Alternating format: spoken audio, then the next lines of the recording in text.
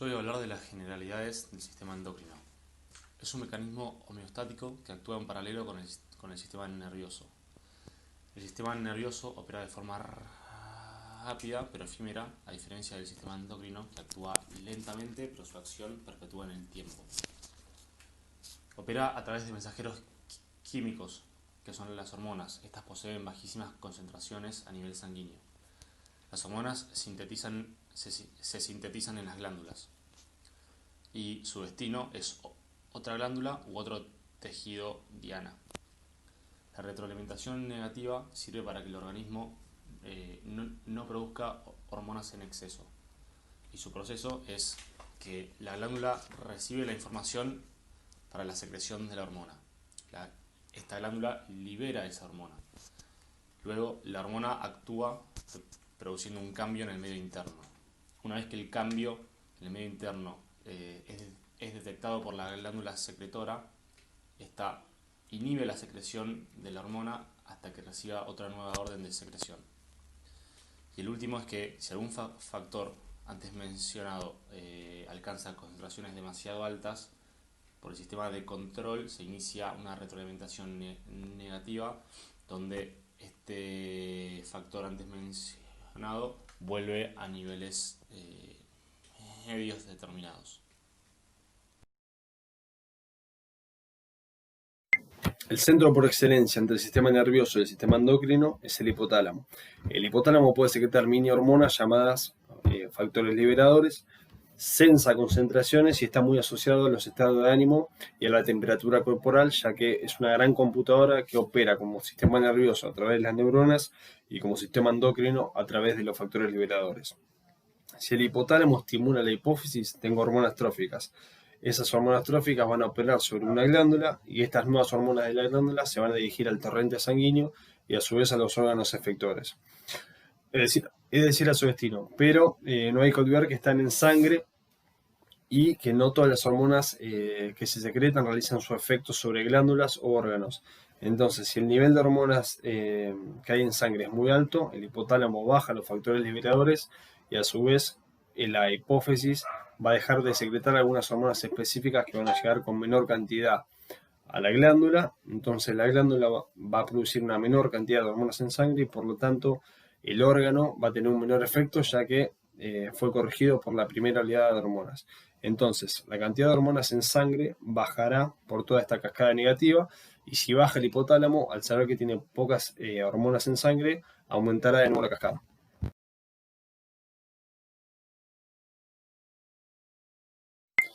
El hipotálamo con la hipófisis se va a relacionar de dos maneras muy distintas. La primera es nerviosa, en la cual las células neurosecretoras van a llegar a la parte posterior de la hipófisis y operan directamente. Es decir, hay un estímulo nervioso y va a la parte posterior. Y luego las células neurosecretoras van a llegar a lo que se conoce como sistema porta, y una vez que son estimuladas es que se secretan los factores liberadores.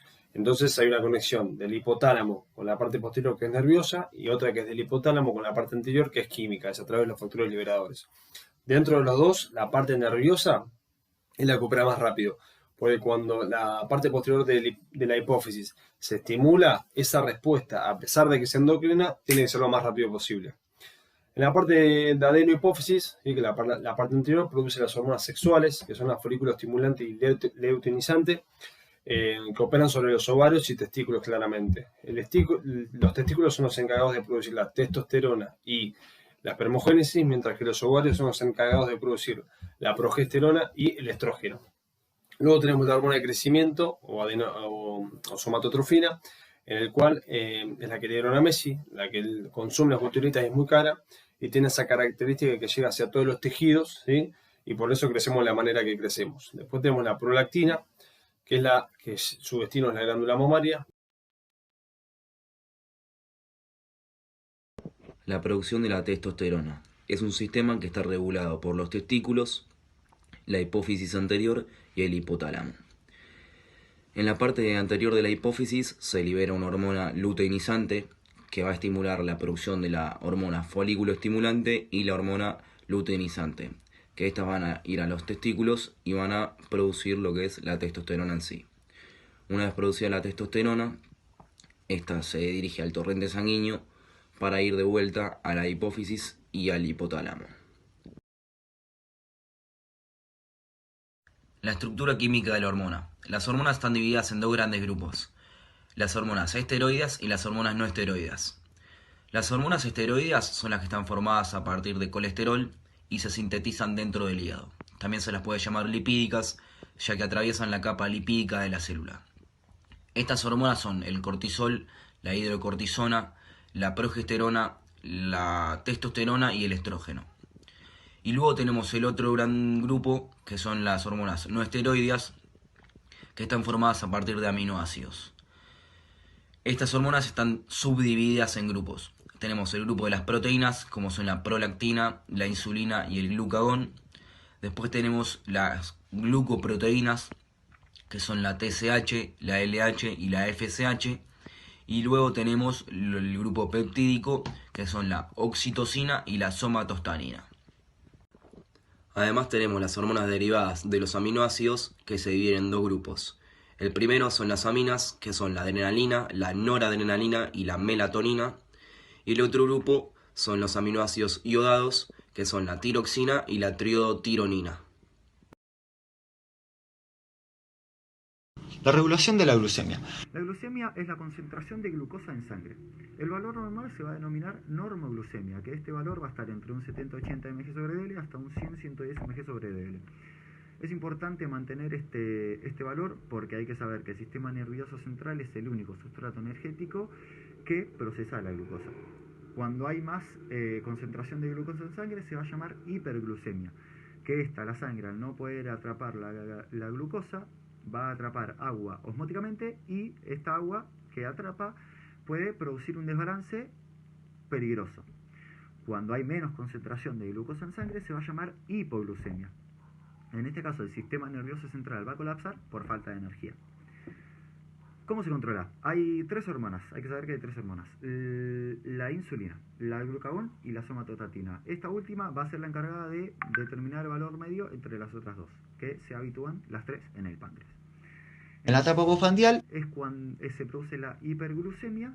En este caso la insulina sube, el glucagón baja, y se va a controlar de forma en que la insulina no es una hormona, es una hormona no esteroide que va a facilitar la entrada de glucosa excedente al tejido muscular y al tejido hepático. Y se va a acumular de forma suficiente llamándose glucógeno hepático y glucógeno muscular. Durante el ejercicio va a ser al revés.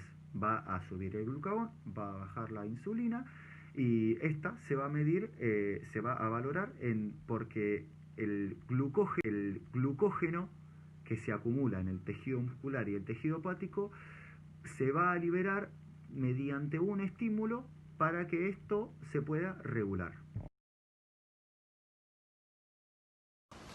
Yo voy a hablar de las funciones hepáticas.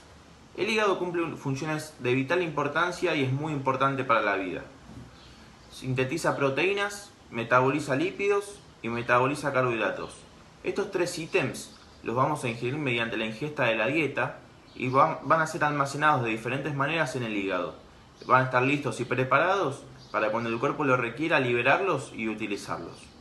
Además de esto, el cuerpo va a producir bilis. ¿Qué es la bilis? La bilis es necesario para la digestión de los alimentos. Además, dentro del hígado vamos a depositar glucógeno, vitamina B12, cobre y hierro. También transforma el amonio en urea. Desintoxica la sangre, siempre y cuando la sangre está intoxicada con algún fármaco o algún alcohol o lo que le hayamos puesto en la sangre o tengamos en la sangre.